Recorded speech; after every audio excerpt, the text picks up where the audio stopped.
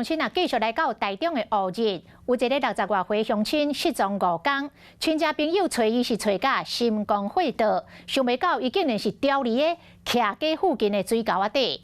这是当地店家发现的，讲收单时阵，哪像听到有人咧喊救命，结果发现这个水沟底真正有人，赶紧来报警，消防马上来出动，把这个店仔加路卡掉救人。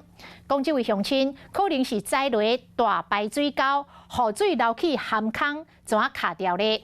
想袂到一个卡都卡5天，加在已经互救出来了。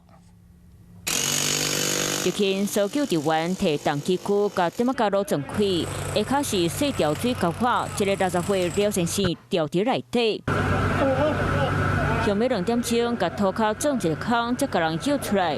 廖先生规人软烧烧，身躯顶拢是落汗糜，伊朋友赶到现场，急甲哭出来。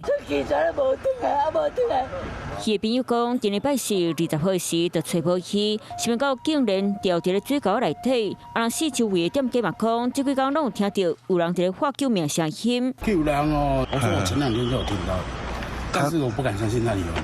我们要收他的，突然间他叫出了救命救命的声音，我们才说地下有人啊！他回应我们说有人在这边，我们才知道，不然我们也不晓得。店家讲，拢实在这位掉伫咧水沟内底查甫人，伊就住伫咧附近，现在伫咧这大排水沟附近散步。疑似在这边不慎跌落，然后进去。根据了解，廖先生敢若伫咧大排水沟这附近散步时，无细力栽落暗坑内底，伊想要走出来，就为头前爬出路，想到水沟愈来愈下，落尾掉伫咧内底，白天白通，才大声喊救命。附近的店家听到，赶紧报警，搜救人员正破地坪，给救出来。他可能应该是有喝一些雨水之类的啦。他说被困在里面，好像没，他是说好像没什么吃。廖先生送去病院治疗，身躯顶有真侪刺伤，人冒脱水。医生研判应该是最近过度落雨，查甫人掉伫咧水沟的时有啉一寡水，才当经过这个坑。